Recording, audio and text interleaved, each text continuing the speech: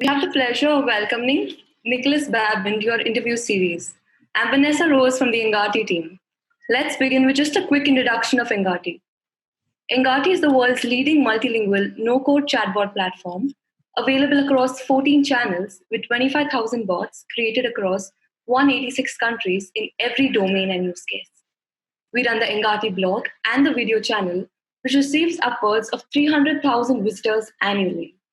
And as for our guest, Nicolas, a technology, marketing, and management leader, is the head of Babin Business Consulting.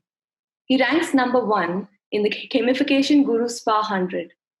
He's involved in business development and digital transformation with numerous positions on boards of directors in France and Europe.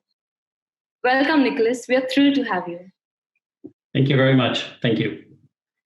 Now, for our first question, Nicolas, can you please explain what the important elements are in the gamification of problem solving? What are the ROIs that you are seeing in the results?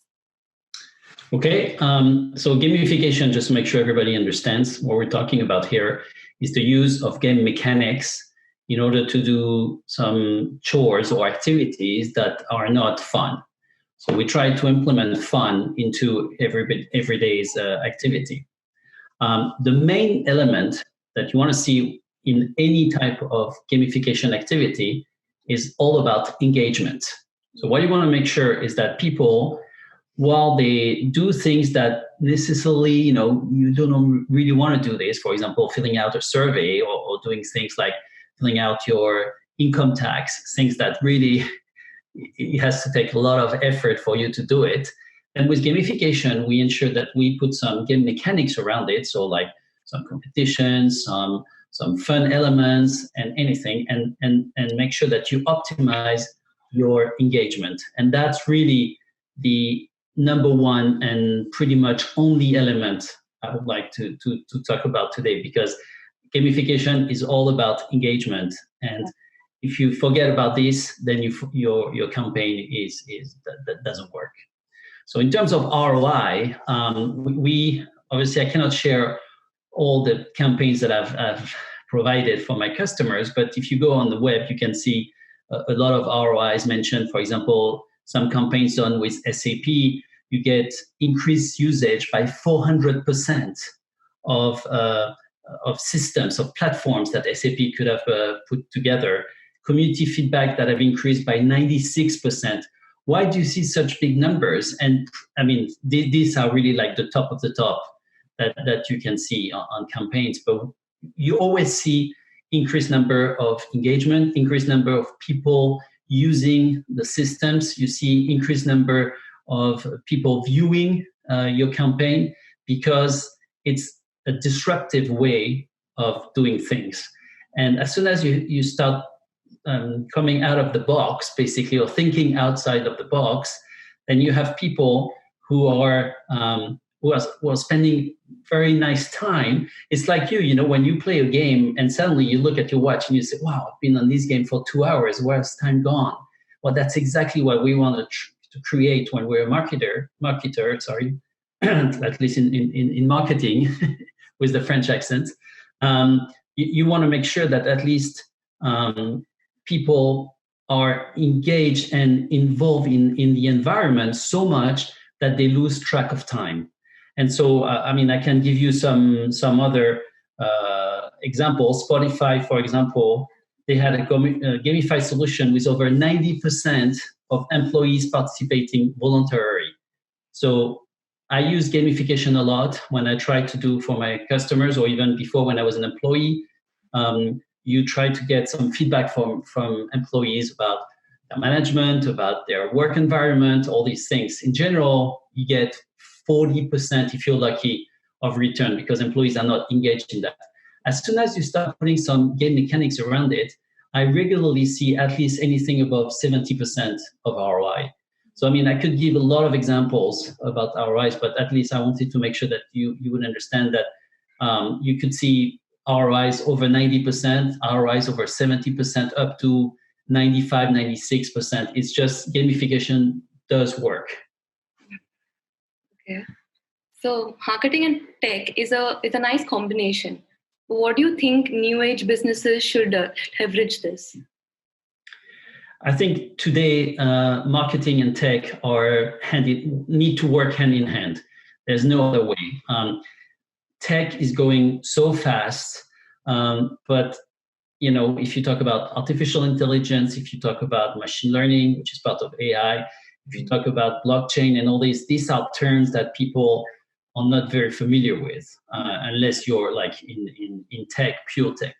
So what you need behind this, because these technologies are essential. When you look at today's COVID-19 problems, you start realizing that a lot of countries, like Italy, like Germany, like China, they're all using, I think India as well, I've seen some campaigns around it, that they start to use AI and big data structure and all this in order to get a better understanding about the virus, in order to get more information about what it does to your lungs and all these things.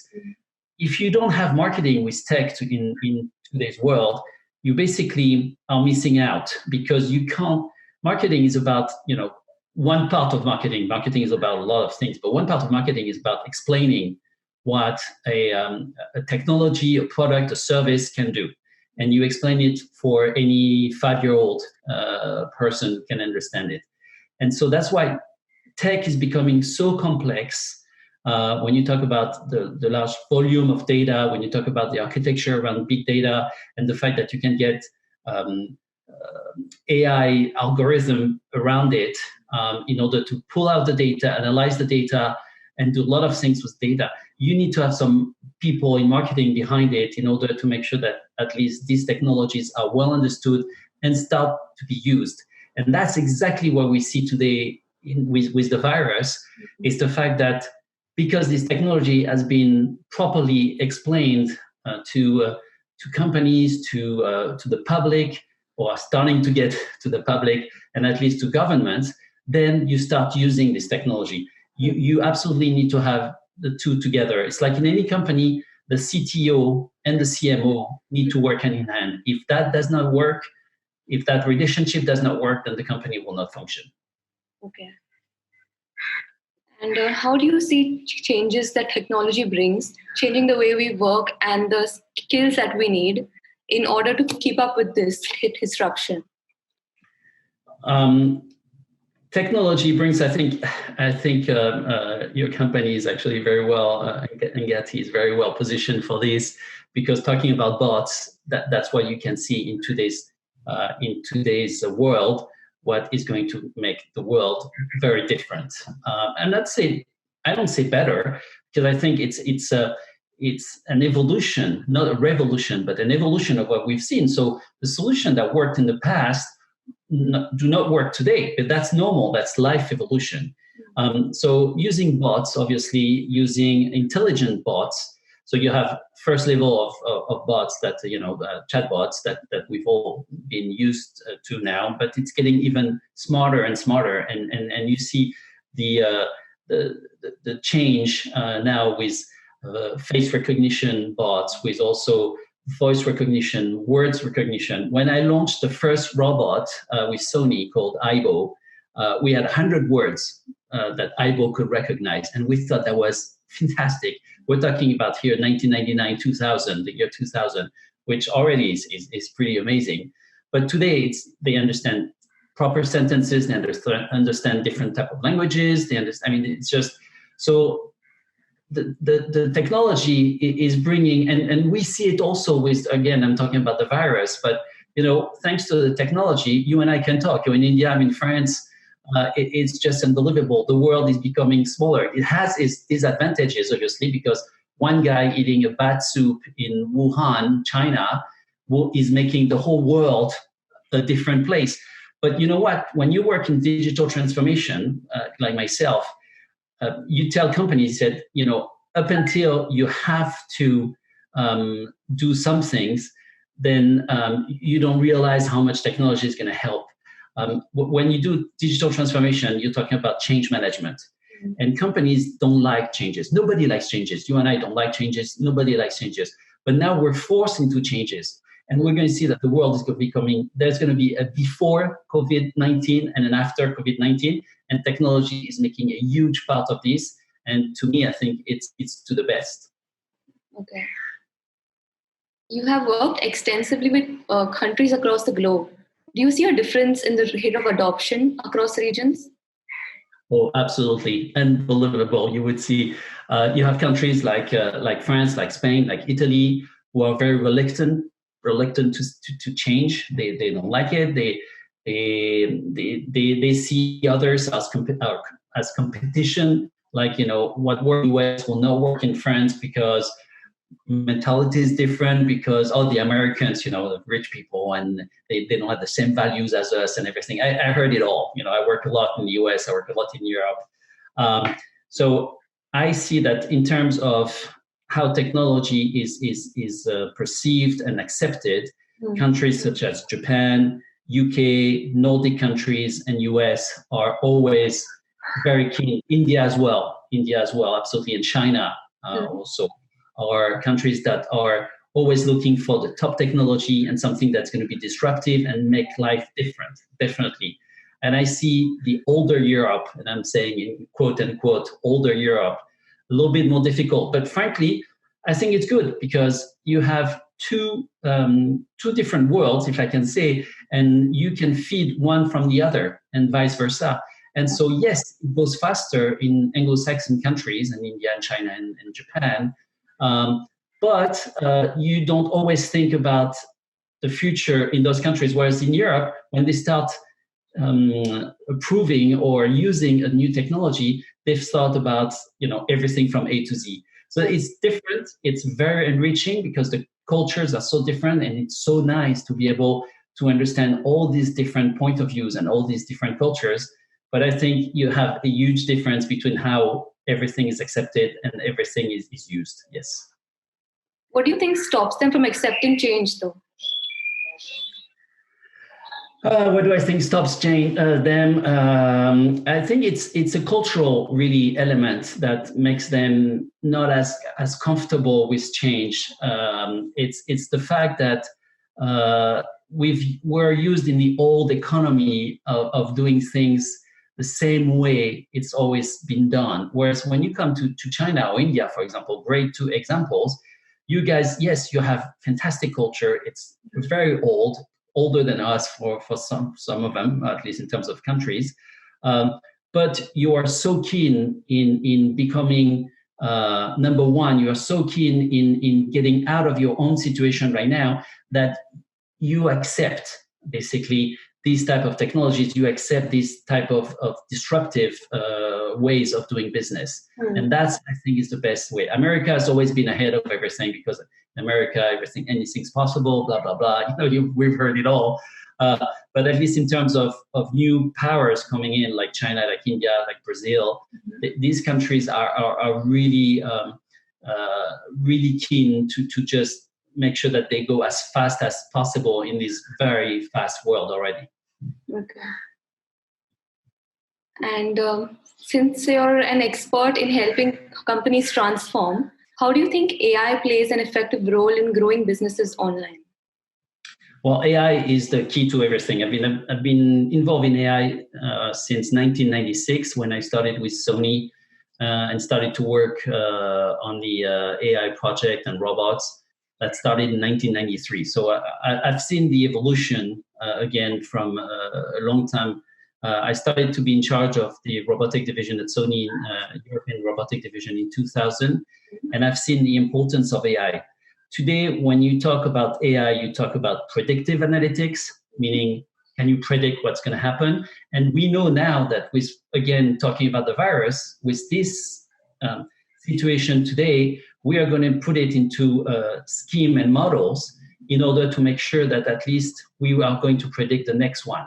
So the huge change with AI started when we started to see big data architecture, because big data allowed finally that all the silos across companies would go down, that all the importance of data would pay some dividend, if I could say, because before we used to have data and we knew that it was important, but we didn't know how to analyze it. We knew how to collect data, but we didn't know how to analyze it. We didn't know how to infuse it, meaning how to work with the data. Whereas now we started with big data. So now we have all this data organized and also analyzed. And from that, we have data scientists work and get us models that make sure that at least AI algorithm work. And so AI, because it's going to personalize your experience, is definitely transforming the way we think. Today, you expect a service that's going to be personalized to you, Vanessa, right? I expect a service that's going to be personalized to me, Nicolas, in the sense that if I want music, if I want videos, using Netflix, Netflix is not going to offer me some programs around dances or around, because they know what I like. They know that I'm more like a James Bond type of guy. They know that I'm more like a gadget type of guy, a geek. And that's why I expect, I don't want to waste any time. AI is really making sure that at least this technology, this economy that we know today is being transformed for the best of the users. Okay. What, according to you, is the latest AI trend that is most useful to businesses? So obviously you're interviewing me, so I'm going to play along. But anyway, I would have said the same thing. But it's true that bots are transforming and are making sure that this technology is providing a service second to none, because 24/7, 7 days a week, across the globe, you can get any type of service you want. So I've been a really keen user of bots from the beginning. Even when with Air France, for example, we used to have if you're calling for press 1 and you would press 1, and then you would get, at the real beginning of bots, it was just really difficult, and you really had to have vision in order to make it relevant. Today, companies such as yourself, other companies in the world, they're mastering bots and making sure that in any type of activity, talking about customer support, talking about marketing, talking about even development, coding, talking about anything, you can use bots for anything. And so to me, I think that this is what's going to make the world a different place, with a technology that's, we can see already is improving. Yeah, bots have been very impactful and have a really long way to go. Yeah, absolutely. Since we spoke about COVID-19, what change do you think is going to get to the world after this is all over? Well, what I'm hoping to see with COVID-19 is the fact that the world is going to become more collaborative, in the sense that we see today, even though we're all separated, we're all in confinement, we can't go out or anything, a lot of applications, a lot of websites are offering service so that neighborhood can talk to each other, so that friends can have aperitif, as we say in French, the drinks before the meal, all together. So I think that we were going into a very selfish world, in the sense that I have my own technology, I have my own app, I have my own phone. I don't need to communicate anymore when I'm at the dinner table. I have my PlayStation, and I don't need to talk to my parents because I'm going to score a goal on FIFA, whatever.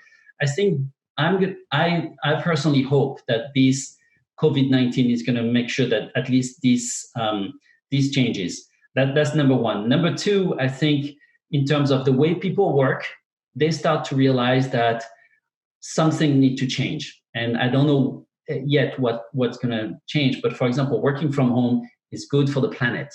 I'm a huge fan of, and I belong to some associations here in France. I'm president of a big association here in the southwest of France, where we help the city to promote old buildings. We help the city to make sure that at least the town stays the same in terms of old buildings, in terms of forest, in terms of all these things. So I'm a huge believer of that, and I thank for that. I think what's going on right now, because you have less planes, almost no planes flying. You have factories working at the minimum. So I think what this COVID-19 is going to do is going to make sure that at least we start thinking about the best middle ground balance between the world economy and the world evolution, which is necessary, and you can't stop that. Having said that, I've always said you can't stop it. We can see today that the virus can slow it down, at least by a lot. So my thinking is that there will be a middle ground between, the explosion of economy, the explosion of production, and the environment. We see the benefits in just after 2 or 3 weeks of confinement, what we've done to the planet. And you see all these reports everywhere that the planet is doing much better. Fish are coming back to Venice in Italy. We see now waters are all clear in some parts of the world when we were desperate. We see that air pollution in China is just becoming much, much better. And they can see that now there are blue skies in China, which is one of the first. So, I'm hoping that this virus will help in two things: more collaborative and a more intelligent approach to development. Yeah, so it's going to change the way we work and the way we live. To me, that's my take. Nicolas Babin, today on the 30th of March 2020. Yes, that's my take. Okay. Nicolas, is there something more you'd like to share with our viewers? No, I think, I hope everybody's doing well. I hope everybody's staying at home. Please listen to your governments. They know, these guys know what they're doing. And I want to thank you very much for allowing me to share my views. You guys can reach me on Twitter at NicoChan33, Nico Nico Chan CHAN 33. That's my Twitter name. Or you can find me on any other social networks. I'm very active. And I would love to hear comments. I would love to debate about what I've said, because one thing that I'm passionate about is growing and learning, even at my age. and so if anybody wants to reach out, I'll be really happy to communicate. Thank you so much for joining us, Nicolas. It was really nice talking to you. Thank you. Keep in touch. Thank you.